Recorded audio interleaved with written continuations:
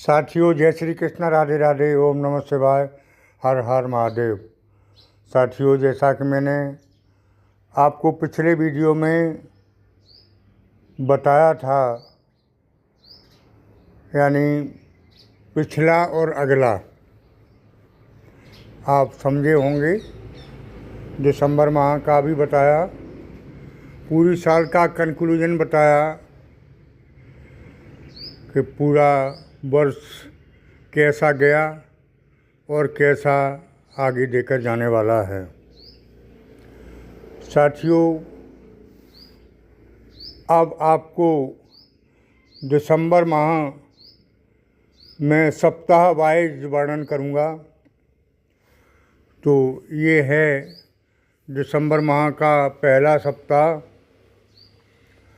यानी 3 तारीख से आगे का समय, साप्ताहिक भविष्यफल। आज 3 तारीख है, तो ये सप्ताह आपका कैसा जाने वाला है। मिथुन राशि के जातकों के लिए इस सप्ताह में क्या खुशखबरी मिलेगी, क्या समस्याएं आएंगी, आर्थिक जीवन कैसा गुजरेगा, स्वास्थ्य, शिक्षा, लाइफ, कैरियर, धन की स्थिति, सभी के बारे में चर्चा करते हैं। तो साथियों, इस सप्ताह में आपको क्या मिलेगा, इससे पहले मैं चर्चा किया करता हूँ। शायद कुछ लोगों को अच्छा लगता है, कुछ को अच्छा नहीं लगता है। इसके लिए मुझे कोई चिंता वाली बात इसलिए नहीं है कि परमात्मा से भी सभी लोग खुश नहीं हैं। मैं अपना आंकलन 90% लोगों से करता हूँ, 80% भी मेरी बात से सहमत हैं, तो मेरी बात सही है, मेरी मेहनत सफल है। साथियों,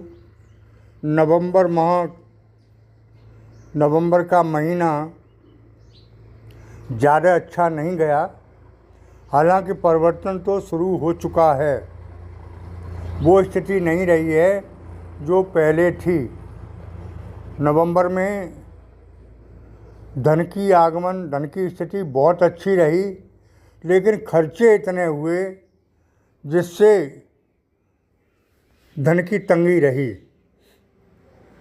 और मुख्य बात ये होती है कि अगर धन की स्थिति अच्छी है, पैसा आ रहा है, तो बहुत कुछ अच्छा है, और पैसा नहीं आ रहा है तो अच्छा होते हुए भी अच्छा नहीं है। तो नवंबर माह में हुआ ये कि पैसा तो बहुत आया, लेकिन खर्चा ज़्यादा हुआ, तो आया ना आया एक जैसा रहा। अब आगे इस सप्ताह में काफ़ी कुछ ग्रह परिवर्तित नवंबर से ही हो चुके हैं, और आपके लिए बहुत शुभ हैं, क्योंकि अब नवंबर जैसे खर्चे दिसंबर में नहीं रहेंगे। सबसे बढ़िया बात ये बताता हूँ आपको कि आपकी मनोस्थिति अच्छी हो जाएगी, बदल जाएगी। कष्ट मन की स्थिति से ही होते हैं, कर्मों से होते हैं। मन की स्थिति ज़्यादा अच्छी नहीं रही थी, न्यूट्रल हो चुके थे। सोचते थे ये करूं या न करूं, करूं तो अच्छा, न करूं तो अच्छा। लेकिन अब आप इस सप्ताह से चेंज आएगा, आप कर्मशील हो जाएंगे, कर्म करने के लिए तत्पर हो जाएंगे, और आपकी बुद्धि सही काम करने लगेगी।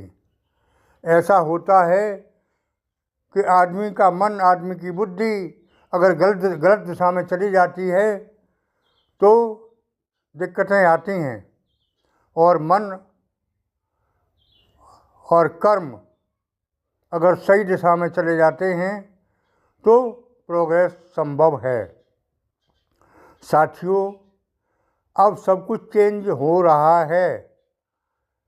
आप लोग निश्चिंत रहें, चिंता न करें, क्योंकि बदलाव धीरे धीरे आ रहा है। नवंबर में बहुत कुछ बदल गया।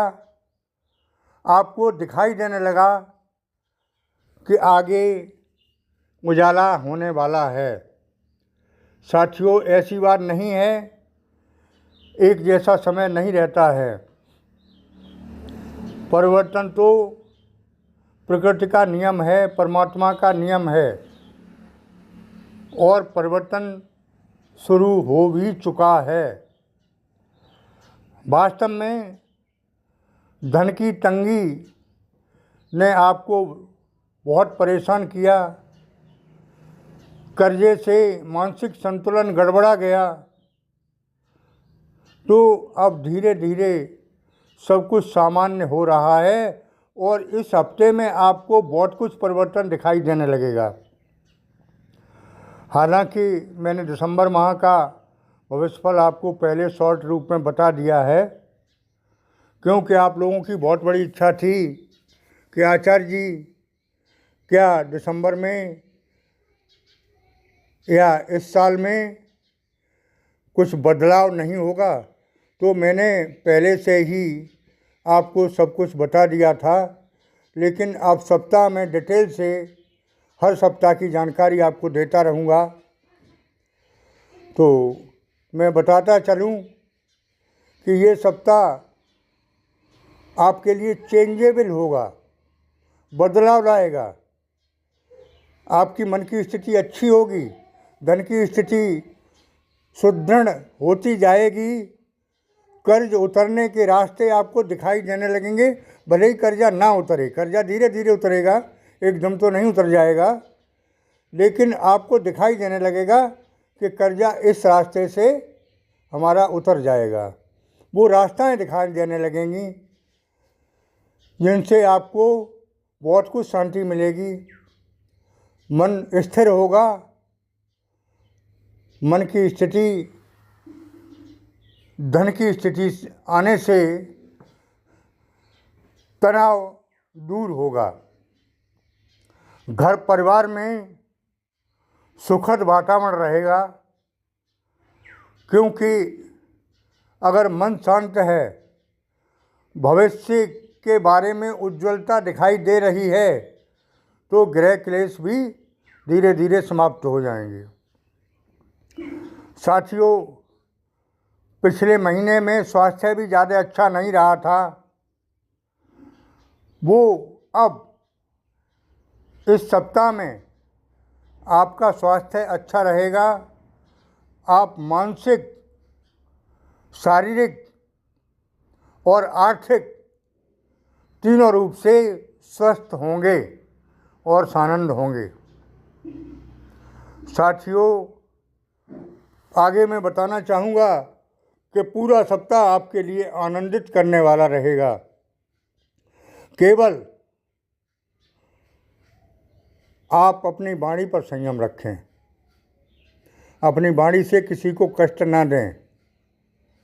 दूसरे, धन संबंधी या पैसे पर किसी का भरोसा न करें, किसी को उधार ना दें। उधार दिया हुआ पैसा, आपका अटका हुआ पैसा धीरे धीरे मिलने लगेगा, ये भी आपको दिखाई देने लगा होगा। साथियों, उपाय के रूप में बताना चाहूँगा कि भोलेनाथ पर जलाभिषेक शिवलिंग पर करते रहें। भोलेनाथ महादानी हैं, थोड़ी सी सेवा में बहुत ज़्यादा प्रसन्न हो जाते हैं, बड़े से बड़ा वरदान दे जाते हैं। तो ओम नमः शिवाय महामंत्र का जाप करते रहें, शिवलिंग पर जलाभिषेक करते रहें, अपने इष्ट को न भूलें। साथियों, आज के वीडियो में इतना ही। आगे फिर मिलते हैं आपको नए वीडियो के साथ। तब तक के लिए ओम नमः शिवाय, हर हर महादेव। अगर आप अपनी जन्म कुंडली का विश्लेषण कराना चाहें तो मेरा नंबर दिया हुआ है। और जन्म कुंडली का विश्लेषण कराना बहुत आवश्यक होता है, क्योंकि जो आप कमेंट करते हैं कि ऐसा नहीं हो रहा है, तो उन्हीं लोगों का नहीं हो रहा है जिनके जन्म कुंडली में ग्रह नक्षत्र कमज़ोर पड़े हुए हैं। तो अपने क्षेत्रीय किसी विद्वान से विश्लेषण करा सकते हैं या मुझसे करा सकते हैं। व्हाट्सएप के माध्यम से शुल्क जारी रहेगा। धन्यवाद। आज के वीडियो में इतना ही। आगे फिर मिलेंगे आपको और अच्छे नए वीडियो के साथ। तब तक के लिए धन्यवाद।